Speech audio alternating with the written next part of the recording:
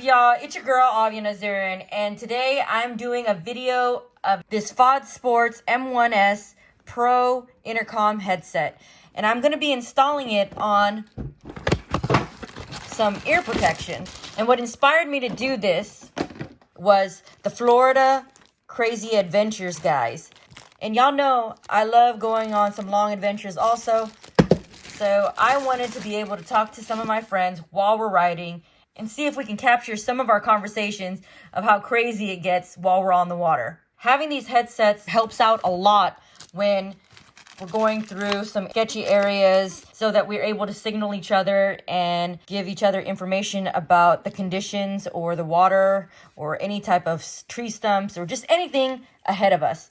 I already did a little prototype right here. As you can see right here, I installed it already on some low profile pink ones. You know me and pink. I like these because they're pretty flat. And they have, what is that? The SNR rating of 26. So that's good enough. I want to be able to still hear, if I really needed to hear something, a siren or anything, I can hear it. I'm going to put some silicone here and right here. And then I fed it through here. And I've tested it out with the other one without it being on a ear protection, and it sounded great. It got distance, especially even through buildings. The FodSport is supposed to have 20 hours working time and should go up to about 2 miles distance with up to 8 riders. We can be able to communicate with each other when we're doing these big group rides where you can listen to music, and also GPS audio integration, and if you want to use your cell phone. This is supposed to be waterproof design because technically they make it for motorcycles for you to wear it outside your helmet. The first thing I'm gonna do is remove this little plastic. I gotta pop this off, feed one speaker through here and the wires because the wires don't disconnect from the speakers. I had to go find a solid flat edge, put this on there, and then pop it off. These come in different colors, and I just like the idea of it being flat and not so bulky around my ears looking like Minnie Mouse or Mickey Mouse. So I'll put the link for them down below. So next I'm going to pop off the little pads that go in there, and here's the foam piece. All you have to do is just reach in there a little bit on the lip and pull it. And put this aside real quick. I put the controllers and the mic on the left because the wire is not long enough to go on the right, and plus I rather have everything on one side, and I want it on the left because at least I can still use my throttle finger while going to intercom or adjusting the volume or making phone calls or just messing with the controller. So on the left, on the casing of the earmuff, we're gonna put a thicker hole right here and a thin hole right there. Not a hole, but a channel. So I'm able to feed the wires through right there and right there. So I have my trusty little drill bit case that I like to use. I use this for a lot of different things. It's so portable versus, and try to find the center. It doesn't have to be perfect, but looks pretty centered to me. Lightly drill right on the spot I marked.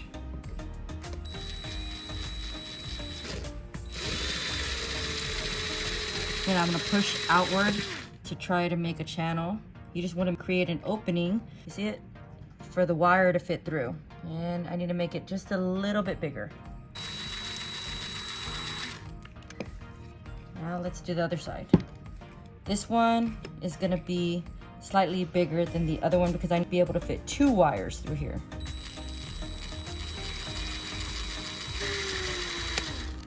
I'm gonna change over to the 1/8 drill bit.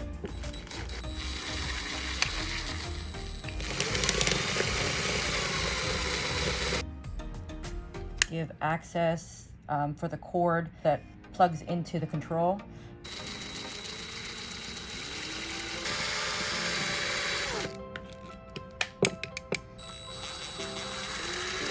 Okay, I'm pushing out towards the edge so that it creates a channel, not just a hole. There you go. Clean that up a little bit. One last hole to put in the ear protector headsets is this one. You're probably gonna wonder, why is it so big? It's because you'll see in a second that the little connector that goes through there has to be able to fit inside through the hole. And as you can see, the wire is already built in here and on the other one, so there's no way to just feed only the wire. You have to feed the little plastic connector with it. So the one that has the extra hole and the bigger hole at the top, you're gonna use to drill, and it comes with a lovely little guide already. Little belly button, I would say, right there. Just gonna drill a hole through.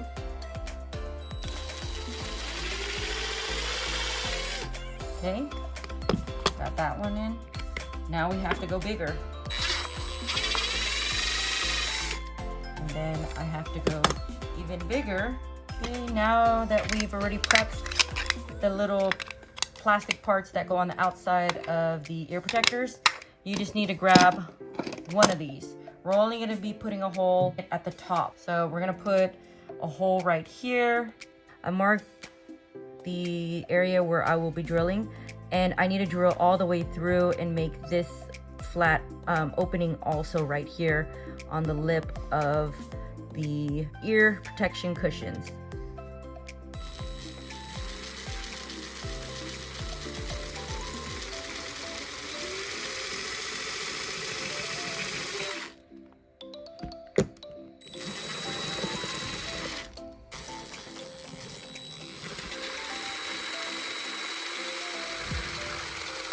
May have not been real pretty, but you're not gonna see all that. All right, and you don't wanna go too deep because you don't want it to break in half. You just want it enough so that you can make a little channel or a groove or whatever you wanna call it through there. All right, let's open up the main thing. Here's the controller, instructions, and all the wires we're gonna need. We're not gonna need this. This is the mic that goes inside of the helmet. I'm gonna do that right now. We're gonna need this for the clip. That's with 3M tape. It'll hold on the outside of the headset. Okay, I need this for the Velcro. We got some duct tape also. These are the speakers that go inside the earmuff area and the mic.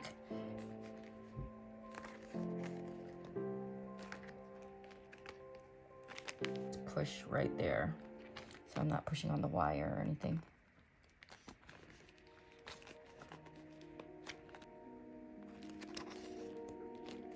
Remember guys, I'm no expert. I just try to figure out how to do things, and then sometimes I phone a friend for ideas because 2 brains are better than 1, or even 3 brains. Almost.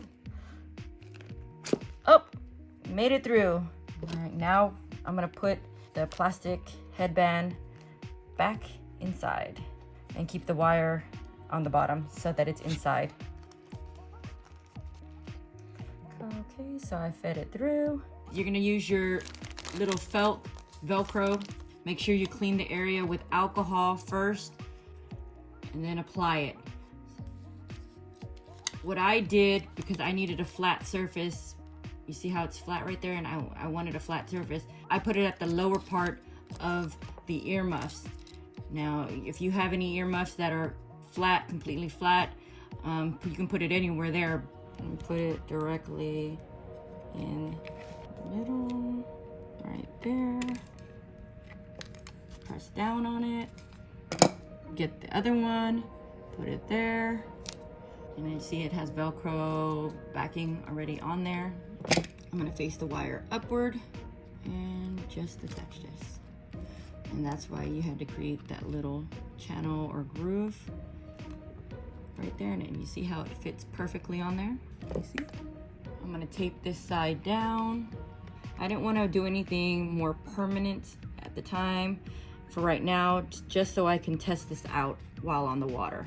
It's not like I'm gonna be soaking the headsets, like dropping it in the water, hopefully not.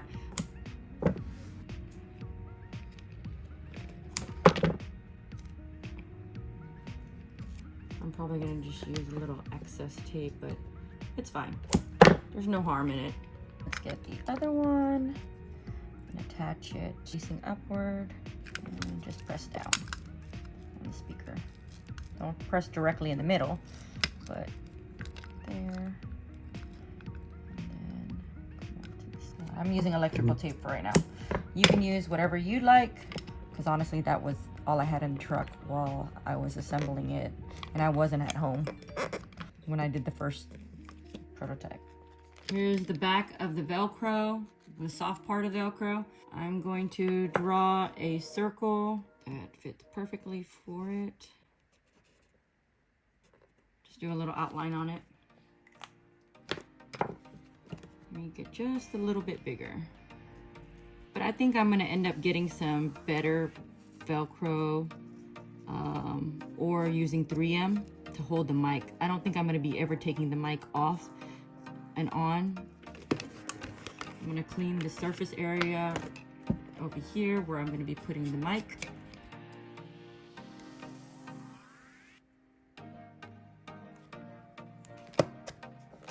Push it in.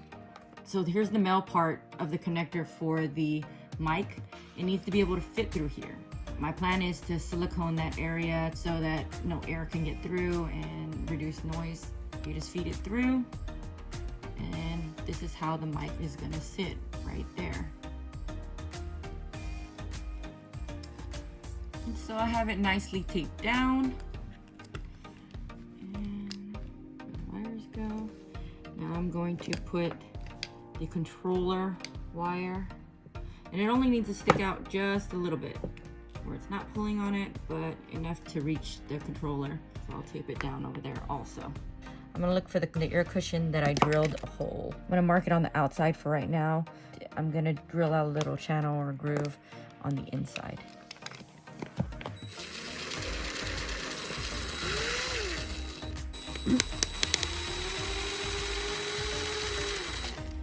Get rid of any sharp edges, and I think we're good to go.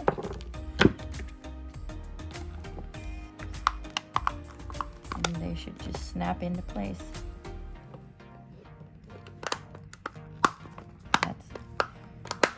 And there you go. All the wires are in place and it's closed. And I can put the cushion in after. Put the little foam. Like this,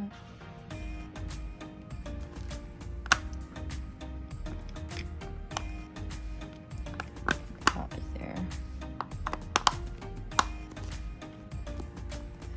Everything is on.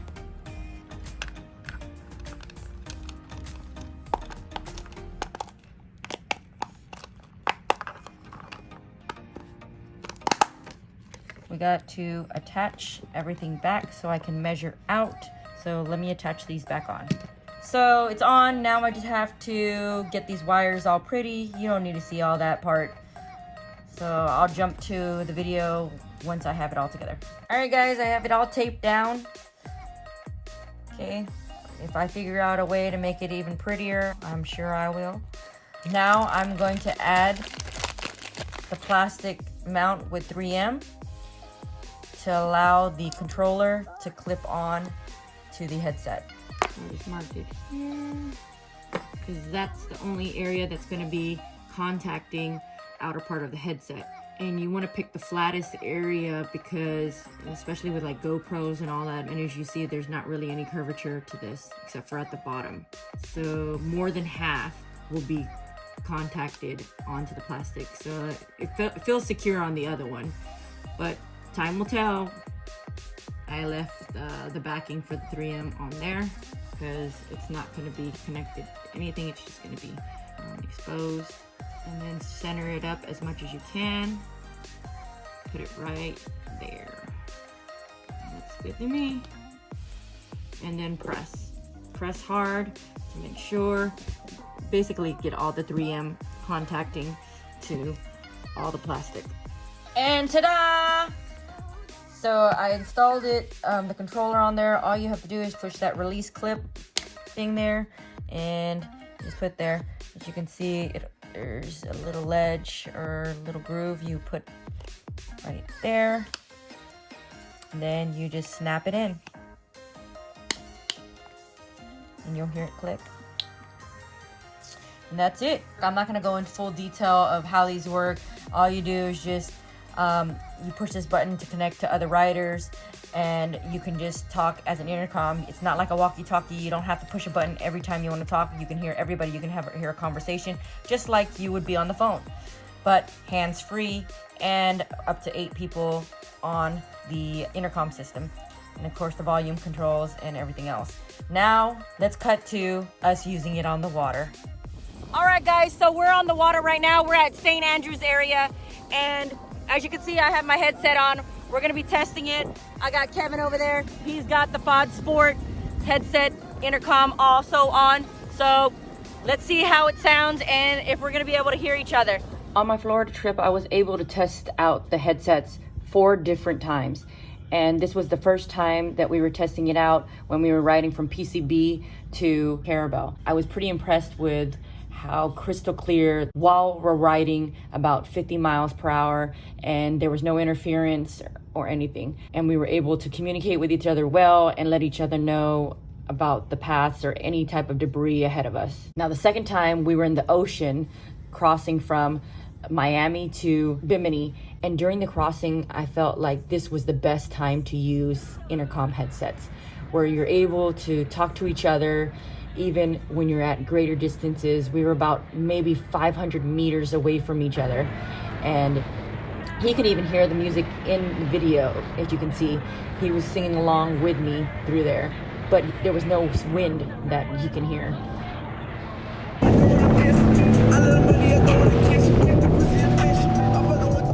And every time I would start hearing static, I knew I was getting too far away from him, because I would be so distracted with how beautiful the ocean was, and I would be getting off course a bit. Right there, you can see in the video that he is pretty far from me, about 500 meters, and I could still hear him. And it doesn't automatically disconnect. When you start going towards each other, getting closer to each other, it connects back up. And the 4th time I tested it out was with a passenger in the back, because normally you can't hear each other because of how much wind is flapping in our ears. I thought it would be a good idea just to test it out with somebody that's directly on your ski.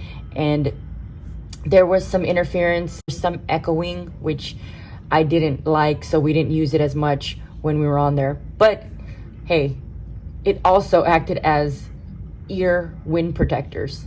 After testing these out a good 4 times, I would recommend these FodSports. They're inexpensive, and you will be able to have a different experience while riding on your jet ski. Down below, I put the link for the FodSports website, and they've also given me a discount code to give to my viewers. So go check them out, show them some love, and you can get more information on their page. Until next time, see y'all on the water.